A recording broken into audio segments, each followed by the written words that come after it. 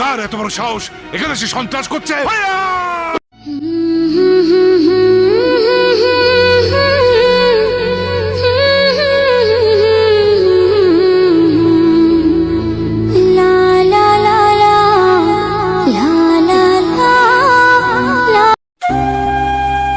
কিস্তির টাকা পরিশোধ না করা পর্যন্ত এই লাশ দাফন হবে না।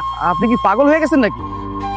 মৃত মানুষকে জীবিত করার ক্ষমতা আমাদের নেই, কিন্তু এই যে জীবিত মানুষগুলাকে ধুকে ধুকে মারার অধিকারও আপনাদের কারণে। সবাই চাচার লাশ দাফন করার জন্য কবরস্থানে যাইতেছে, আর আপনি আপনি সেই লাশটা আটকাইতেছেন? আপনি কি মানুষ? আমাকে দেখে আপনাদের মানুষ মনে হয় না? আমিও মানুষ, আমি রক্তে মাংসে গড়া মানুষ। দেখেন, লাশ নিয়ে বেশি কথা কইতে চাই না। আমরা কবরস্থানে যাইতেছি চাচার লাশটা দাফন করার জন্য। আপনি কিস্তির কথা কইতেছেন না, এসব পরে হইব। আমার করে যাইতে দেন।